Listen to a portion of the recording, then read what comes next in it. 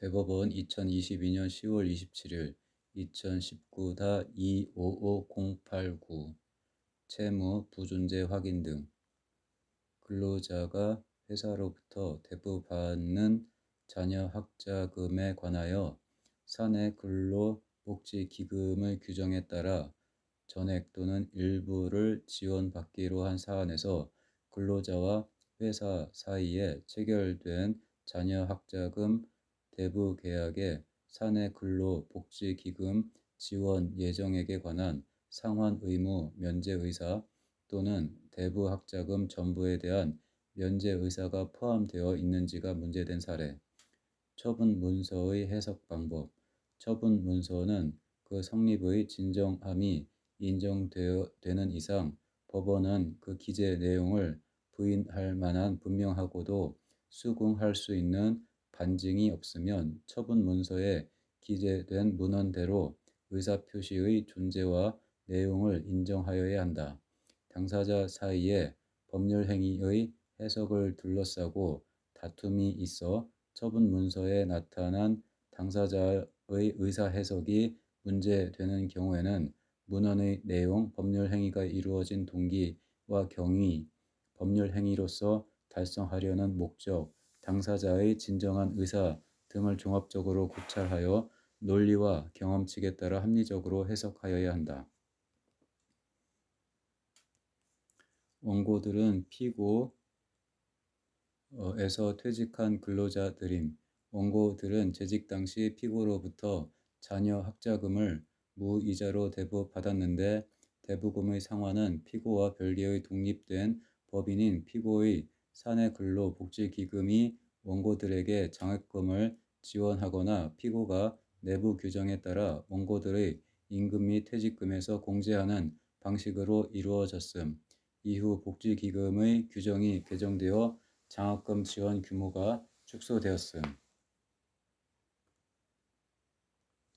원고들은 피고와의 대부 계약이 통정허위 표시이며 그 실질은 피고의 학자금 전액 무상 지원이므로 급여에서 대부금 상환금을 공제할 수 없다고 주장하면서 본소로서 피고가 공제한 상환금 상당의 임금 및 퇴직금의 지급과 피고가 주장하는 미상환 대부금 상환 채무의 부존재 확인을 청구하였음. 이에 피고는 반소로서 미상환 대부금 상당의 지급을 청구하고 원고들의 본소 중 상환금 상당액 지급 청구에 대한 예비적 반소로서 동액 상당의 대부금 상환을 청구하였음. 원심은 원고들이 대부금을 받을 당시의 피고와 복지기금의 관련 규정에 따라 복지기금에서 지원되는 금액을 제외한 나머지 금액에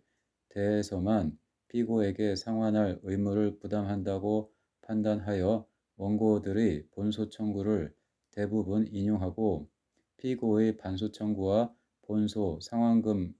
상당액 지급 청구가 인용된 부분에 대한 예비적 반소 청구를 기각하였음. 대법원은 이와 같은 법리를 설시한 다음 원고들은 피고에게 처분 문서인 대부 신청서 또는 차용 증서를 작성 제출하여 학자금을 대부 받았으므로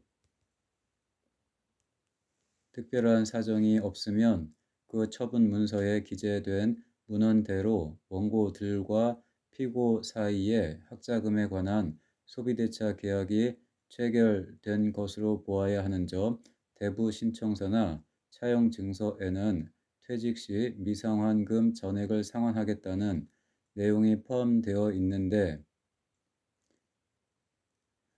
이는 원고들이 학자금 전액의 상환 의무를 부담함을 전제로 한 것으로 볼 수 있고 피고가 원고들에게 학자금 대부금 중 복지기금이 지원하는 금액은 상환하지 않아도 좋다는 의사를 표시하였다고 볼 만한 뚜렷한 사정이 없는 점, 피고는 99년경 노사 합의로 자녀 학자금 지원 방식을 무상 지원에서 대부로 변경하면서 학자금 업무 처리 지침을 제정하였는데 그 지침에서 피고가 학자금을 대부하고 직원들의 상환금은 복지기금이 지원하는 것으로 규정하여 대부의 주체와 상환금 지원의 주체가 달라진다는 점을 명확히 하였고 복지기금의 범위 내에서 상환금을 지원하는 것으로 규정하였으며 직원들의 대부금 상환 방식에 관하여도 구체적으로 규정하였던 점 등을 종합하면 원고들이 복지기금을 상대로 복지기금의 규정에 따른 학자금의 지급을 청구할 수 있는지는 변론으로 하고 원고들은 피고에 대하여 이 사건 대부계약에 따른 대부금 전액의 상환 의무를 부담한다고 판단하였음. 이에 따라 원심 판결 중 본소와 반소에 관한 피고, 패소 부분을 파기환송하였음.